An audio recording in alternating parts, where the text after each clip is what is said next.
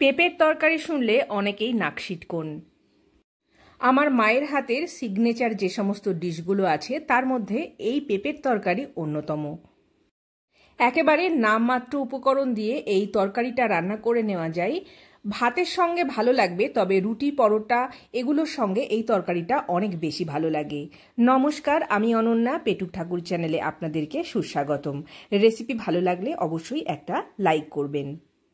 যে পেঁপেটা আজ আমি তরকারি রান্না করব ওজনে খোসা সমেত 450 গ্রাম। পেঁপেটাকে খোসা ছাড়িয়ে এরকম পাতলা পাতলা করে কেটে নিয়েছি। কাটার পর খুব ভালো করে ধুয়ে নিয়ে নিয়েছি অন্য একটা পাত্রের মধ্যে। পেঁপে খুব সুন্দর করে খোসা ছাড়িয়ে ফালা ফালা করে প্রথমে ধুয়ে নিতে হয়, তারপর যেরকম ইচ্ছা শেপ দিয়ে কেটে নিতে হয়। এখানে আমি দুটো ছোট সাইজের আলু নিয়ে নিয়েছি। আলুটাকেও পেঁপের মতোই পাতলা পাতলা করে কেটে নিয়ে নিয়েছি। আলুর পরিমাণটা আপনারা আপনাদের ইচ্ছে মতো বেশি কম নিতে পারবেন। আলু ছাড়াও কিন্তু এই তরকারিটা রান্না করে নেওয়া যেতে পারে। এখানে আমি 4 কোয়া রসুন নিয়ে নিয়েছি। রসুনটাকে আমি থেঁতো করে নিয়ে ফিরে আসছি। রসুন বেটে নেওয়ার প্রয়োজন হবে না, এরকম দানা দানা করে থেঁতো করে নিলেই চলবে। এবারে চলে যাব রান্নাবান্নার প্রসেসে। উনান ধরিয়ে একটা কড়াই বসিয়ে নিচ্ছি। কড়াইটা গরম হয়ে গেলে 1 টেবিল চামচ পরিমাণ মতো সরিষার তেল দিয়ে দেব। আপনি আপনার পছন্দ মতো যে কোনো তেলে রান্নাটি করতে পারবেন। তেল গরম হয়ে গেলে ফোড়নের জন্য দিয়ে দিচ্ছি 1/2 চা চামচ পরিমাণ গোটা জিরা। জিরাটা চটপট করে ফেটে গেলে এবারে একটা তেজপাতা ছিঁড়ে তেলের ওপর দিয়ে দিচ্ছি। এবারে দিয়ে দেব থেঁতো করে নেওয়া রসুনের কুচিগুলো। গ্যাসের আঁচ আমি এখানে হাইতে দিয়ে রেখেছি। রসুনটা একটু বাদামি বাদামি কালার হয়ে ভাজা হওয়া পর্যন্ত রান্না করে নেব। রসুন কাঁচা থাকলে তরকারিটা কিন্তু খেতে ভালো লাগবে না। রসুনে যেই একটু বাদামি রং এসে গেছে, এবার আমি কুচিয়ে নেওয়া আলুগুলোকে দিয়ে দিচ্ছি। আলুটাকে আমি 2 মিনিটের জন্য নাড়াচাড়া করে একটুখানি ভেজে নেব। আপনার আমার প্রিয় রান্নার চ্যানেল পেটুক ঠাকুর সাবস্ক্রাইব করে পাশে রাখা বেল বাটনটি অল করে দিতে ভুলবেন না, তাহলে সবার আগে আপনার কাছে পৌঁছে যাবে সমস্ত রান্নার নোটিফিকেশান। আলুটা ভাজা হয়ে গেছে, এবার আমি পেঁপের টুকরোগুলোকে দিয়ে দিচ্ছি। পেঁপে আর আলুটাকে আবারও 1 থেকে 1.5 মিনিট সময়ের জন্য গরম তেলের ওপরে নাড়াচাড়া করে নেব। দিয়ে দেব 1/2 চা চামচ পরিমাণ হলুদ গুঁড়ো আর পরিমাণ মতো লবণ।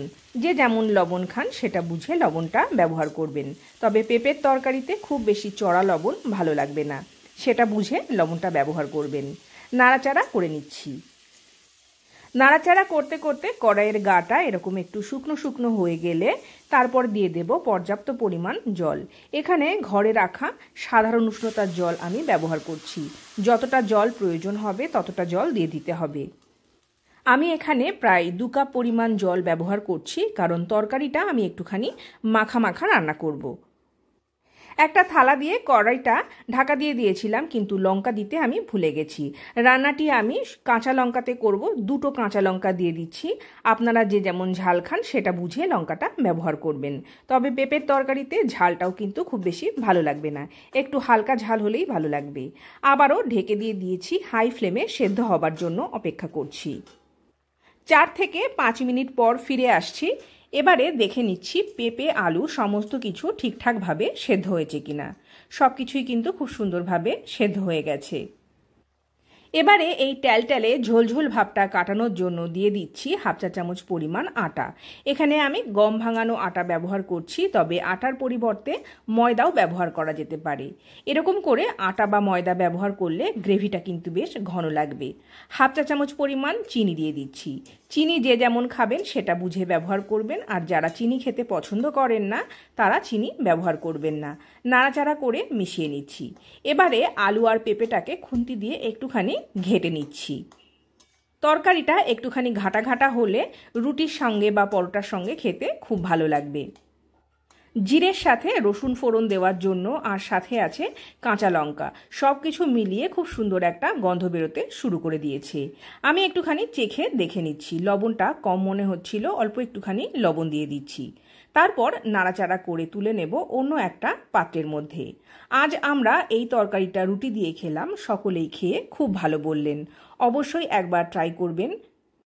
আমার মায়ের এই অত্যন্ত সাধারণ একটা রেসিপি আপনার কেমন লাগলো সেটা কমেন্ট করে জানাতে ভুলবেন না। আবার দেখা হবে সামনের কোনো নতুন দিনে, সামনের কোনো নতুন রেসিপির সাথে। আজকের মতো বিদায়, নমস্কার।